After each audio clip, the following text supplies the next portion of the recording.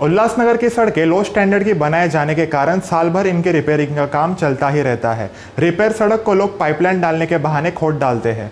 महानगर पालिका ड्रेनेज और पाइपलाइन डालने के बहाने खोद देती है, फिर उसकी रिपेयरिंग की जाती है। एक बार फिर इस सड़क को केबल बिछाने के नाम पर खोदा जाता है और कहीं पर पानी की नाली बनाने के कारण इसको खोद दिया जाता है। ऐसे में आप ही बताएं, सड़कें बनेगी तो कब बनेगी। रास्तों की हालतों को सुधार करने का काम जो मई महीने में करना चाहिए, यानी कि जो ठेके हैं वो मई महीने में निकालने चाहिए, उसे ना जाने क्यों जून और जुलाई में निकाला जाता है, जब बरसात होना शुरू हो जाती है और अपनी रफ्तार पकड़ना शुरू हो जाती है। ऐसे में टेंडर देने वालों को भी और टेंडर लेने वालों को भी पता होता है कि अब बरसात हो रही है, अब रास्तों के गड्ढों को ना तो बुझाया जा सकता है, ना तो उन्हें सही तरीके से बनाया जा सकता है। लेकिन इसके बावजूद भी करोड़ों लाखों रुपये खर्च जो है रास्तों पर बरसात के इन 4 महीनों में कर दिए जाते हैं, जो कि पूरी तरीके से बर्बाद होते हैं लाखों रुपए। अब सोचने वाली बात ये भी होती है कि जब पता है आपको कि जो काम उस महीनों में नहीं होगा, बरसात के समय में नहीं होगा, तो आखिरकार ये टेंडर दिए क्यों जाते हैं। और ऐसे में यदि काम ठीक से नहीं होता है तो उन ठेकेदारों के ऊपर कार्रवाई क्यों नहीं की जाती, ये भी एक बड़ा सवाल होता है। और काम किस तरीके से किया जाता है वो तो आप रूबरू हैं शहर में कि ग्रिड भर दी जाती है, तो कहीं बिल्डिंगों के जो मलबे हैं वो रास्तों में भर दिए जाते हैं। लोगों की मुसीबत कम करने की जगह जो है लोगों की मुसीबत बढ़ा दी जाती है। गौर करने वाली अभी बात आप देख रहे होंगे कि चुनाव पास में आ रहा है और ऐसे में राजनीतिक गतिविधियां शुरू हो चुकी है। बड़े बड़े नेता, बड़े बड़े पदाधिकारी जो हैं वो शहर का दौरा कर रहे हैं और शहर का दौरा करते हुए लोगों से ये उम्मीद रख रहे हैं कि आने वाले समय में उन्हें फिर से जो है चुन के दीजिए। ऐसे में जन आशीर्वाद यात्रा हो, फिर जनसंपर्क मुहिम हो या फिर अन्य तरीके की मुहिम हो, उसमें बड़े बड़े नेता जो है शहर का दौरा कर रहे हैं। लेकिन उसमें गौर करने वाली बात आपने देखी होगी, जो तस्वीरें आपके सोशल मीडिया में आती है, उन नेताओं को शायद इन रास्तों से लेके नहीं जाया करते हैं ताकि उन्हें भी परिस्थिति समझ में आए, या फिर उन्हें परिस्थिति पता होगी इसके लिए वो वहाँ से नहीं जाना चाहते हैं, या फिर जो जन आशीर्वाद यात्रा निकाली जाती है, फिर जन संपर्क मुहिम जो की जा रही है, क्या उसे करना महत्वपूर्ण है। क्योंकि पहले तो आप शहर में जो कि मूलभूत सुविधाएं हैं वो नागरिकों को नहीं दे पा रहे हैं, और इस तरीके की यात्राएं जब आप निकालते हैं तो आप नागरिकों से क्या अपेक्षा रखते हैं, ये एक बड़ा सवाल चिन्ह है।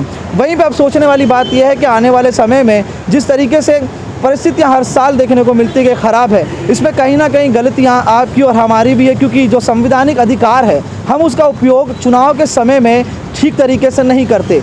ये आप सभी जानते हैं कि चुनाव के वक्त में हम सब क्या करते हैं, लेन देन करते हैं जिस तरीके से, जो कि हमारा अधिकार होता है उसको कहीं तरीके से इस्तेमाल नहीं करते, जिसका परिणाम ये होता है कि जब सत्ता में कोई भी हो वो इसी तरीके से काम करता है, आपके करोड़ों रुपए, लाखों रुपए जो है बर्बाद करता है। तो इस बार हम यही कहेंगे कि चुनाव जिस तरीके से पास आ रहा है और राजनीतिक गतिविधियां जो बढ़ने लगी है, जो सब आप देख रहे हैं कि अब सब आपको लुभाने के लिए आ रहे हैं, आपके पास वादे लेके आ रहे हैं, ये वादे नए नहीं हैं, ये वादे कई पुराने हैं जो अब तक पूरे नहीं हो पाए। तो इस बार जो चुनाव होगा अपने संवैधानिक अधिकार का सही तरीके से उपयोग कीजिए ताकि शहर में जो परिस्थितियाँ हैं वो कहीं ना कहीं बदले। जो रास्तों की परिस्थिति, आप भी शहर के नागरिक हैं, क्या कहेंगे। हर साल यही चीज़ें होती है, फिर वो कोई भी सत्ता में हो, परिस्थितियाँ हो, तो क्या कहोगे। सर, आपके चैनल के माध्यम से मैं ये बताना चाहूँगा कि ठीक है, वैसे तो पूरे देश की यही हालत है, पर हम सिर्फ अपने शहर की बात करेंगे जहाँ हम रह रहे हैं, कि सालों से शहर का विकास हो ना हो, पर लेकिन देखा जाता है जो नगर सेवक बनते हैं उनका विकास हो रहा है। शहर का विकास तो होने वाला ना पहले हुआ था, ना अभी होगा, ना मुझे ऐसा लग रहा है कि आगे चल के भी होने वाला है नहीं।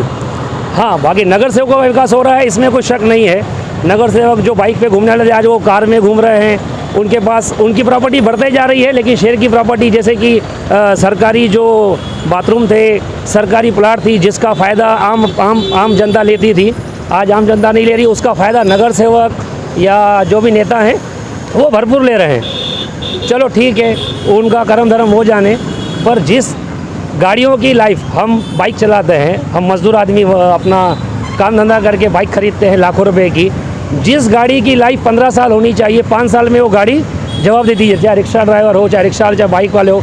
कारण ये खड्डे, शॉक अब्जर्वर ख़राब हो जाते हैं। और सबसे बड़ी प्रॉब्लम आज की समय में देश में स्पाइन प्रॉब्लम, रीढ़ की हड्डी की तकलीफ़, जो हर डॉक्टर कहता है। रीज़न उसका भी कारण ये है कि खड्डे में बाइक चलेंगी, गाड़ियाँ चलेगी तो उसका जो प्रॉब्लम है, झटका है, वो रीढ़ की हड्डी पे लगता है, जिसकी वजह से आम आदमी को संघर्ष करना पड़ता है। क्यों? अच्छा, नेता या और अमीर आदमी वो घूमते हैं कार में उनको धक्के कम लगते हैं, इसके वजह से उनको प्रॉब्लम कम होती है। लेकिन जो आम जनता है, जो बाइक से या रिक्शा से चलती है, उनको झटके ज़्यादा लगते हैं, जिसकी वजह से उनके कमर में तकलीफ होती है। ये छोटी छोटी बातें हैं, पर नगर सेवकों को, नेताओं को कोई लेना देना नहीं है। आम आदमी मरा, उनके लिए कुत्ता मरा। आम आदमी का जीवन उनके जीवन में कोई मायने रखता नहीं है। हाँ, चुनाव का समय आएगा तब काम करेंगे, दिखाएंगे। और क्या कहते हैं कि हम काम कर रहे हैं। आप कहाँ से काम कर रहे हो भाई? आप तो नगर सेवक हो, आपको पगार मिलता है, तो आप कहाँ से काम कर रहे हो? आप ये क्यों नहीं कहते कि जो गवर्नमेंट का पैसा आता है हम आप तक पहुंचाने वाले हैं, हम आपके सेवक हैं, उसका हम पगार लेते हैं। लेकिन नहीं, वो मालक बन जाते हैं कि हम कर रहे हैं। अरे हैरानगी की बात यह है कि एक सड़क बन रही थी हमारे वार्ड में, अलग अलग नगर सेवक, 4 पैनल आके कहता है कि मैंने किया, वो कहता है कि मैंने किया, ये कहता है कि मैंने किया। अरे भाई, आखिर किसने किया?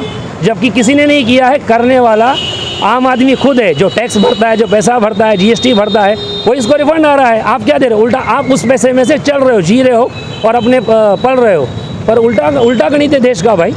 मुझे तो दुख होता है कि हिंदुस्तान, जब हम कहते थे कि अपना देश महान देश और फ़ख्र होता था, आज मैं अगर अपने दिल की बात कहूँ तो शर्म आती है ऐसे देश में रहते हुए जहाँ पर सब भ्रष्टाचार से भरे हुए हैं। अरे आज नहीं तो कल मर जाना है भाई, मरने से पहले कुछ अच्छा कर्म करके जाओ। पैसे से आपका वहाँ पर नहीं होगा गणित, कर्म से होगा। थोड़ा ठीक है, हर आदमी भ्रष्ट है, हम भी भ्रष्ट होंगे, लेकिन कुछ तो नियम रखो, कुछ तो शर्म करो, कुछ तो एक ईमान रखो।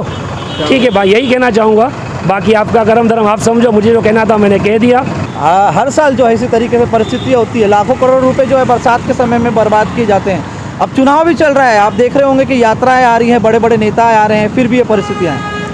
क्या है, इसमें पब्लिक का गलती है। बार बार वही लोगों को चुन के देते हैं जो भ्रष्टाचार है, जिनके ऊपर पहले से आरोप लगे हुए हैं। और ये जो रास्ते दिख रहे हैं, इधर 2-3 दिन पहले ही भी एक्सीडेंट हो चुका है और किसी को इतना ज़ोर से लगा हुआ है, वो खुद मेरे सामने की बात है।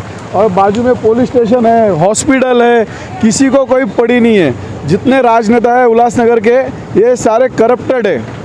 और मैं रिक्वेस्ट करता हूँ, आगे से ध्यान दे, बिना पैसे का वोटिंग करे, किसी से पैसा नहीं ले और अच्छे लोगों को चुन के दे। और ये जो भ्रष्टाचारी बीजेपी हो, शिवसेना हो, कांग्रेस हो, राष्ट्रवादी हो या पप्पू कलानी का कोई भी आदमी हो, सब भ्रष्टाचार कर रहे हैं। ये सब रास्ते उनको दिख नहीं रहे क्या? उनके घर वाले जाते नहीं है गाड़ी पे क्या? वो बाहर घूमते हैं? शर्म आनी चाहिए राजनेताओं को। कोणार्क, अपना शहर, अपनी बातें।